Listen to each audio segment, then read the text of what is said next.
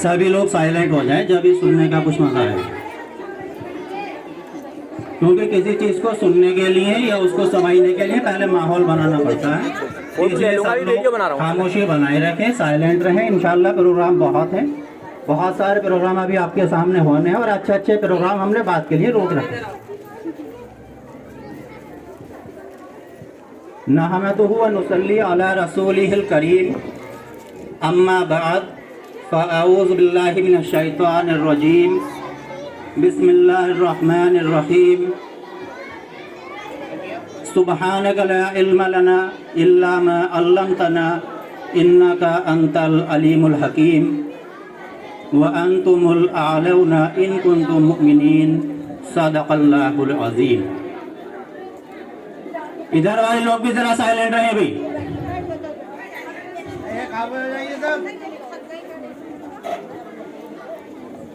देखिए, अभी आपके सामने सर ने भी बताया कि आज हम यहाँ पर 26 जनवरी रिपब्लिक डे मना रहे हैं, लेकिन हमें मालूम होना चाहिए कि इसका मनाने का हमारा मकसद क्या है।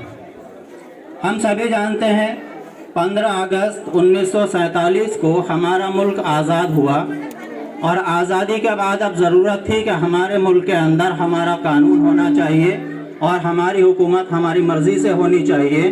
तो इसके लिए 284 लोगों की एक टीम बनाई गई।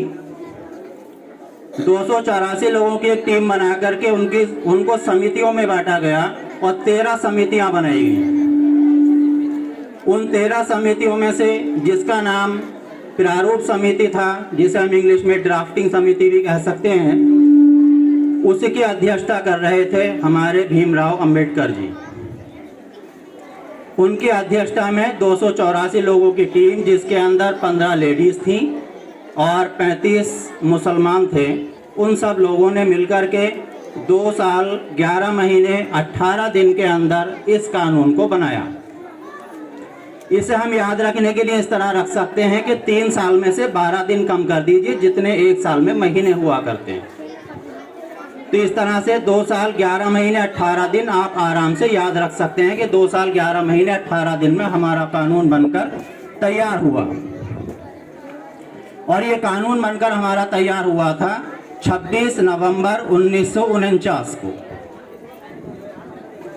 लागू हुआ 26 जनवरी 1950 को, लेकिन कानून बनकर तैयार हो गया था 26 नवंबर 1949 को।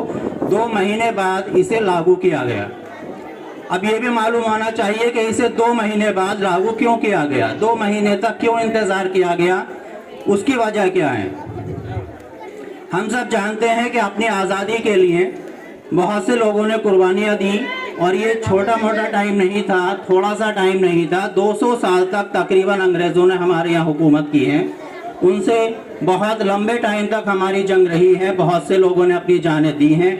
जब उनसे जंग चलती रही तो 1930 में आकर के ये डिसीज़न लिया गया कि अब अंग्रेज़ माने या ना माने, लेकिन इस 1930 सन 1930 के अंदर जो आखिरी संडे आएगा उसको हम अपनी आज़ादी का दिन मान लेंगे और उस दिन हम अपना जश्न आज़ादी मनाएंगे।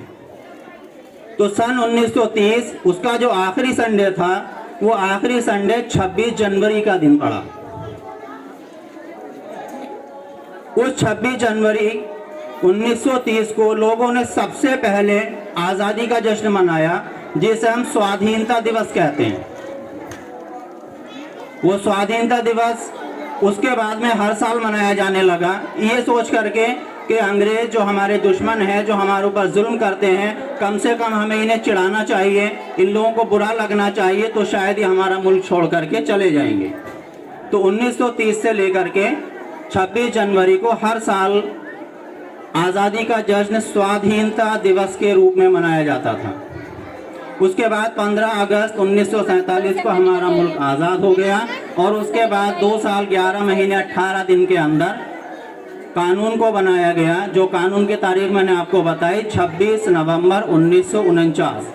लेकिन चूंकि स्वाधीनता दिवस पहले से मनाते आ रहे थे, इसलिए 2 महीने वेट करने के बाद 26 जनवरी 1950 को ये कानून लागू किया गया और जितने 284 लोग हमारे कानून बनाने वाले लोग थे, 24 जनवरी 1950 को उनके साइन करवा करके उसे कंप्लीट कर लिया गया था।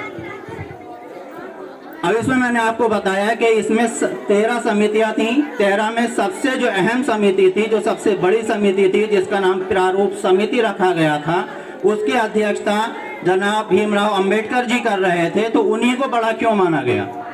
उनको बड़ा इसलिए माना गया क्योंकि उनके पास उस वक्त सबसे ज़्यादा डिग्रियां थी, सबसे ज़्यादा काबिल इंसान थे। उनके पास तकरीबन 32 यानी 32 डिग्रीज थी और 9 लैंग्वेजेस में उनको बहुत अच्छी महारत हासिल थी।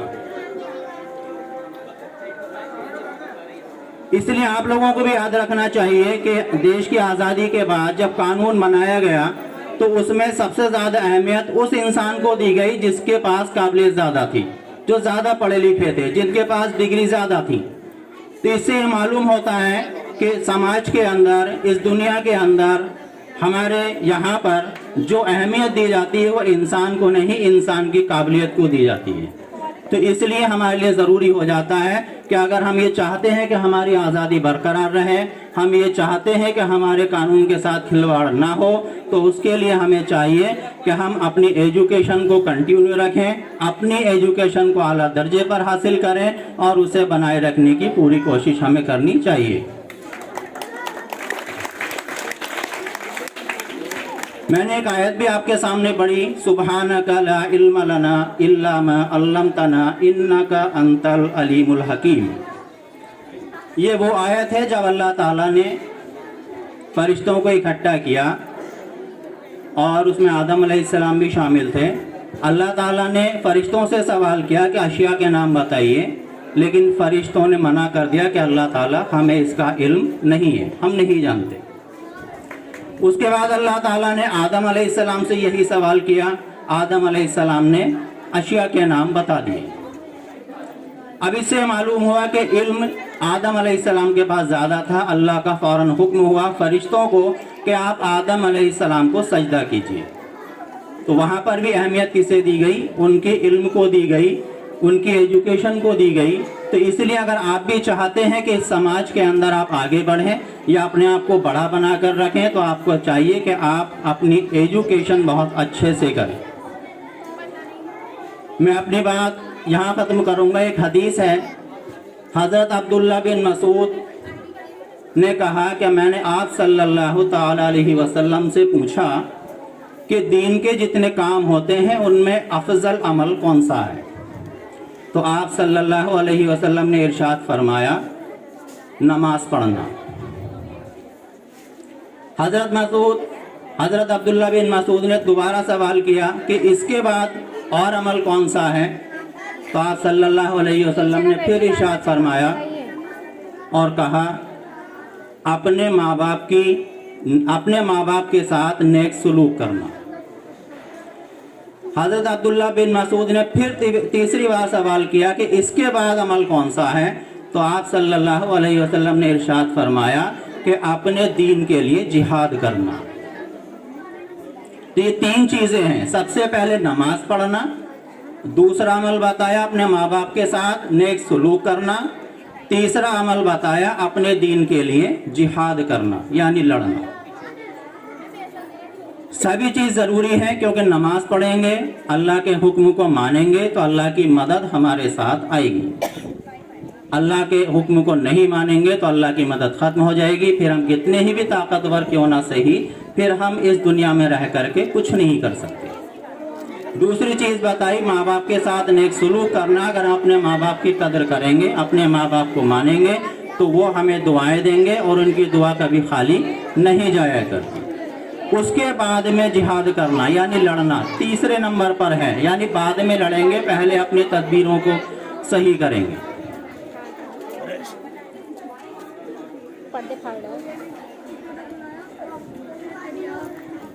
अल्लाह ताला ने फरमाया कि आप लोग यानी हमारा दीन सबसे आगे रहेगा, लेकिन शर्त है कि आप हर चीज़ के लिए तैयार रहें। और साथ में ये भी बताया कि हमारे दीन, हमारे मुसलमान, हमारे इस्लाम के अंदर एक जमात लगातार क़यामत तक लड़ती रहेगी, क़यामत तक जिहाद करती रहेगी। तो जब आप सल्लल्लाहु अलैहि वसल्लम ने फरमा दिया कि हमें जिहाद करना पड़ेगा, हमें लड़ना पड़ेगा, तो मानिए कि हमें पत्थर की लकीर है, हमें जिहाद करना ही पड़ेगा। तो इसलिए हमें सब चीज़ के लिए तैयार रहना है कि अगर कोई दुश्मन हमारे यहाँ पर हमारे ऊपर कब्ज़ा करना चाहता है तो हमें उससे डटकर मुकाबला भी करना है। और मैं आखिर में एक मैंने छोटी सी आयत और पढ़ी थी, वातसिमू बिहब्लिल्लाह, जिसका मतलब होता है कि अल्लाह ताला की रस्सी को मजबूती से पकड़ लीजिए। हब्ल रस्सी को कहते हैं। अब अल्लाह की रस्सी क्या है? देखिए, एक मिसाल ली जाए कि अगर किसी इंसान को कुएं से निकालना हो तो आप कैसे निकालेंगे? कोई इंसान कुएं में गिर गया तो उसको निकालने के लिए दो चीज़ें ज़रूरी हैं कि आप जिस रस्सी के सहारे से उसे निकालेंगे वो रस्सी मजबूत होनी चाहिए।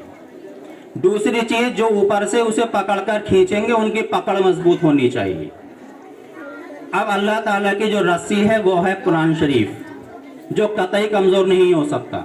उससे ज़्यादा मजबूत कोई चीज़ दुनिया के अंदर नहीं है। वो रस्सी कमज़ोर हो सकती है जिससे हम कुएं के अंदर से किसी को निकाला करते हैं, लेकिन कुरान शरीफ हमारा किसी हाल में भी कमज़ोर नहीं हो सकता। बस दूसरी चीज़ को हमें मजबूत करना है, उसकी पकड़ को। वो पकड़ जब मजबूत होगी जब हम उस पर अमल करेंगे। इसी के साथ मैं अपनी बात को ख़त्म करता हूँ। व आखिरु दावाना अनिल हम्दुलिल्लाहि रब्बिल आलमीन।